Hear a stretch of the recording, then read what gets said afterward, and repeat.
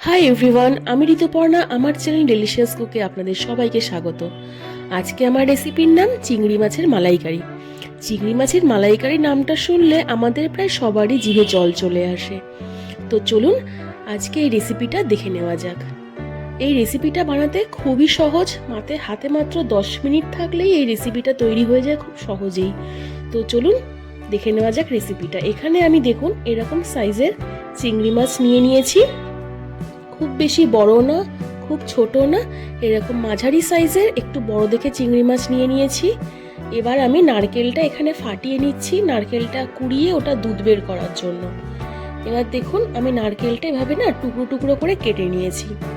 টুকরো টুকরো করে কেটে আমি এটাকে পেস্ট বানিয়ে দুধ বার করব। তার আগে আমি এখানে চিংড়ি মাছগুলো ভালো করে বেছে ধুয়ে এখানে আমি কাঠি ঢুকিয়ে দেবো, যাতে চিংড়ি মাছগুলো এরকম লম্বা লম্বা থাকে, তাহলে দেখতে খুব সুন্দর লাগে। তাতে চিংড়ি মাছগুলো গুটিয়ে যায় না, কিন্তু এরকম লম্বা লম্বাই থাকে, খুব ভালো লাগে দেখতে। তাই আমি এখানে চিংড়ি মাছগুলোতে প্রত্যেকটাতে এরকম কাঠি ঢুকিয়ে নেব।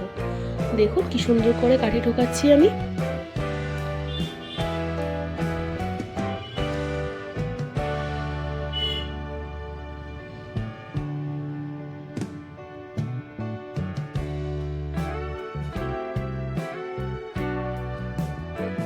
আমার সবকটা চিংড়ি মাছে এখানে কাঠি ঢোকানো কমপ্লিট হয়ে গেছে। এবার আমি চিংড়ি মাছে একটু নুন হলুদ দিয়ে ম্যারিনেট করে রাখবো অ্যাটলিস্ট 10 মিনিটের জন্য, তাতে চিংড়ি মাছের মধ্যে একটু নুনটা ভালো করে ঢুকে যাবে।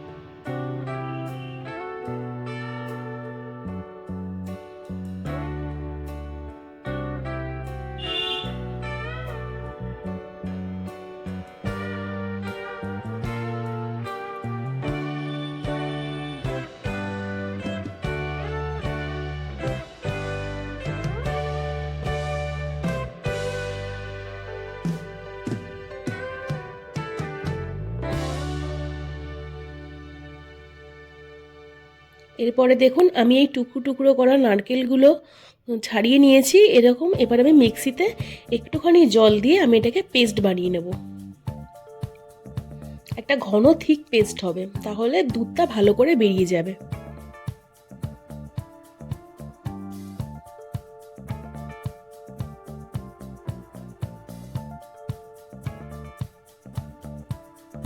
দেখুন কি সুন্দর আমার দুধ হয়ে গেছে এখানে নারকেল থেকে।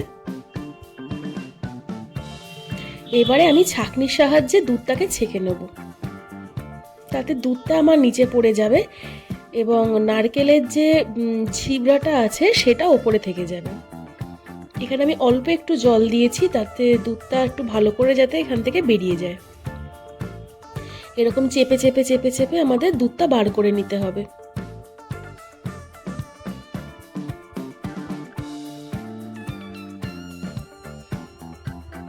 দেখুন কি সুন্দর একদম ঘন দুধটা আমার এখানে বেরিয়ে গেছে। এবার আমি গ্যাস জ্বালিয়ে একটা কড়াই বসিয়ে দিয়েছি। কড়াই একটু গরম হয়ে গেলে আমি এখানে পরিমাণ মতো সর্ষের তেল দিয়ে দেব। এখানে আমি 4 চামচ মতো সর্ষের তেল অ্যাড করেছি। এবার চিংড়ি মাছটাকে আমরা হালকা ভাজবো, খুব বেশি ভাজবেন না, তাতে চিংড়ি মাছগুলো শক্ত হয়ে যায়। তাই এখানে একটু হালকা চিংড়ি মাছটা ভেজে নেবেন।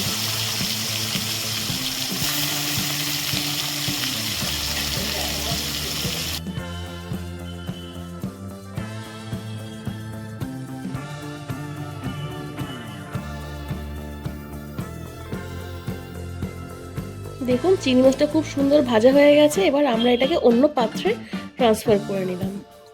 এবার আমি এখানে ফোড়নের জন্য দিয়ে দেব 1 টুকরো দারচিনি, 2টো এলাচ এবং 3-4টে লবঙ্গ দিয়ে আমরা এটাকে ভালো করে ভেজে নেব। 2টো তেজপাতাও দেব।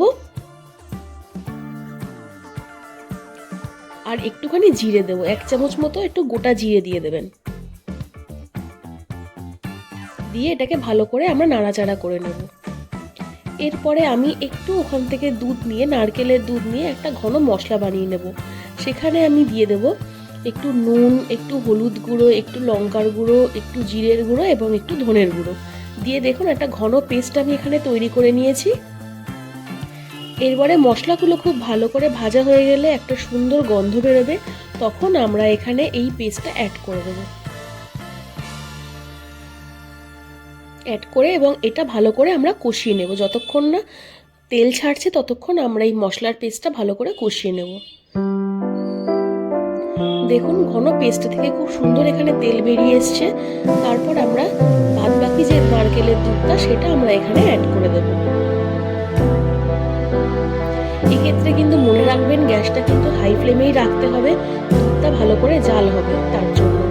এবার একটুখানি চিনি দিয়ে দেবো। আপনারা যারা মিষ্টি না পছন্দ করেন আপনারা চিনি দেবেন না, এখানে চিনি দিলে টেস্টটা আরও বেশি ভালো হয় বলে আমি এখানে একটু চিনি অ্যাড করছি। দেখুন ঘন জাল দিতে দিতে দুধটা দেখুন একদম একটুখানি হয়ে এসছে। এরপরে আমরা এই পর্যায়ে আমরা এখানে চিংড়ি মাছগুলো অ্যাড করে দেবো।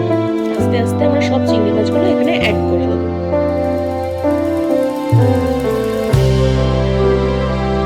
এরপর ভালো করে নাড়িয়ে চাড়িয়ে আমরা এটাকে 10 মিনিট মতো রান্না হতে দেবো। একটু গরম মশলা দিয়ে দেবো আর একটুখানি ঘি দিয়ে দেবো। দিয়ে 5 মিনিট ফুটালেই আমাদের তৈরি চিংড়ি মাছের মালাইকারি। আপনারা এটা খেয়ে জানাবেন কেমন হয়েছে। যদি ভালো লেগে থাকে